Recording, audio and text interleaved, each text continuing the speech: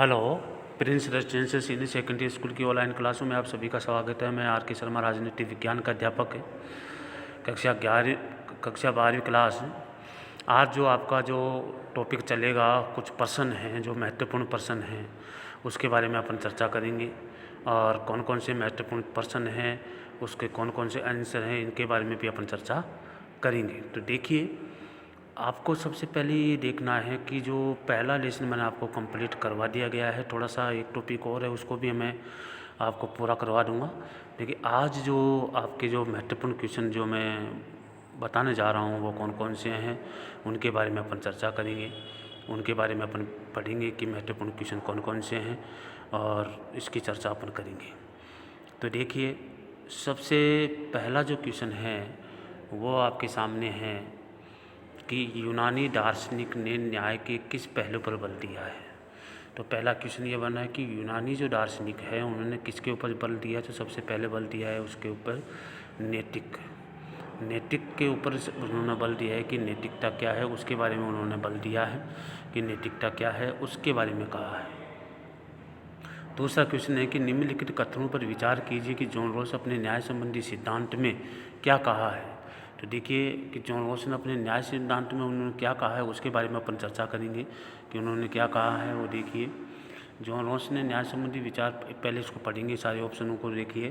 पहला है राजनीतिक बाध्यता को उदारवादी संकल्पना का सामाजिक न्याय की पुनर्वितरणात्मक संकल्पना से स्थापित करता है।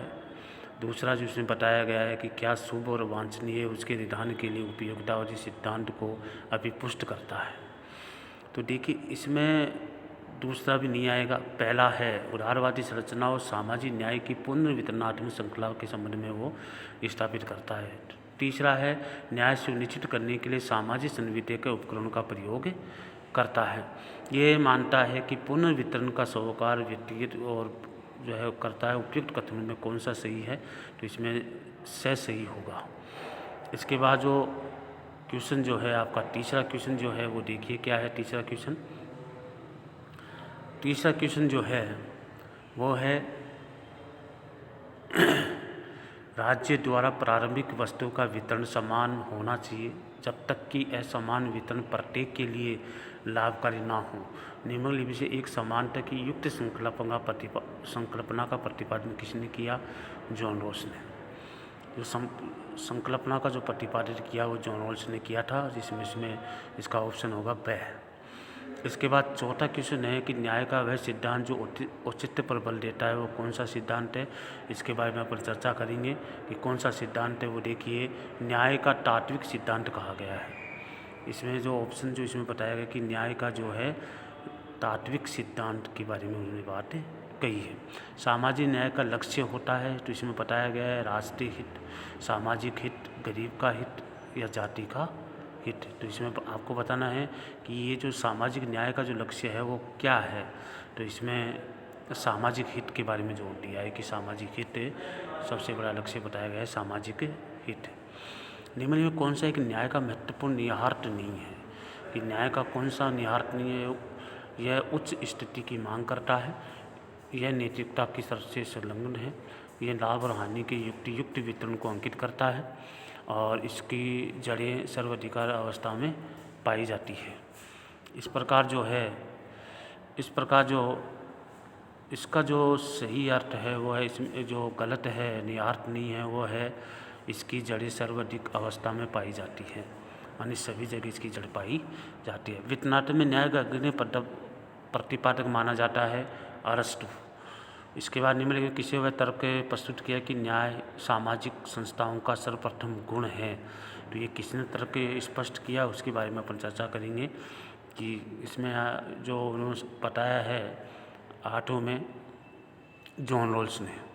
इसके बाद न्याय के प्रति मार्क्सवादी दृष्टिकोण की आधारभूत धारणा क्या है। न्याय के प्रति मार्क्सवादी दृष्टिकोण की आधारभूत धारणा कौन सी है। तो वर्ग की बात करेंगे कि इसमें वर्ग है। नौवां जो है इसमें वर्ग, नौवां जो बताया गया है वो आवश्यकता के बारे में कहा है कि आवश्यकता है। रॉल्स का न्याय का सिद्धांत तात्विक है, किसके बारे में ये बताया गया है। जॉन रॉल्स का जो सिद्धांत है 10वां जो इसमें बताया गया है 10वां है वो है कांटवादी। रॉल्स की न्याय की धारणा है, रॉल्स की न्याय की धारणा है वो क्या है, उसके बारे में बताया गया है समुदायवादी। रॉल्स की धारणा जो है वो है समुदायवादी। निम्न में कौन सा एक प्लेटो की न्याय की धारणा का मूल मंत्र है, कि कौन सा मूल मंत्र बताया गया है जो निम्नलिखित प्लेटो जो न्याय की धारणा का जो मूल मंत्र क्या बताया गया है उसके बारे में इसमें कहा गया है। मूल मंत्र जो है प्लेटो का वो है बंधुता। इसके बाद वितर्क न्याय के लिए आधार है योग्यता अहिर्ता है क्या है, इसके बारे में इसमें बताया गया है वो है योग्यता अर्हता और आवश्यकता। योग्यता अर्हता और आवश्यकता के बारे में बात कही है। उसके बाद न्याय के जो आगे के जो क्वेश्चन है वो है प्लेटो के न्याय का अभिप्राय क्या बताया है, कि प्लेटो ने न्याय के बारे में क्या कहा है। वो कहा है कि आत्मा के प्रत्येक भाग और तद अनुरूप समाज के वर्गों द्वारा सामंजस्यपूर्ण कार्य संपन्न करना। इसके बाद जो है रॉल्स के न्याय सिद्धांत में मूल स्थिति में व्यक्ति द्वारा विवेकपूर्ण चयन का सिद्धांत अधिकारीकरण करता है। क्या करने के लिए कहता है, उसमें है तय आकांक्षाओं का। इसके बाद निम्न में कौन सी आर्थिक न्याय को बढ़ावा देता है, वो कौन सा चीज़ है जो आर्थिक न्याय को बढ़ावा देने में अपनी भूमिका निभाता है, वो है श्रेणीबद्ध कारारोपण व्यवस्था। जॉन रॉल्स ने इसमें किस सिद्धांत के विषय में चर्चा की है, जॉन रॉल्स ने कौन से सिद्धांत के बारे में इसमें कहा है, न्याय के सिद्धांत के बारे में चर्चा की है।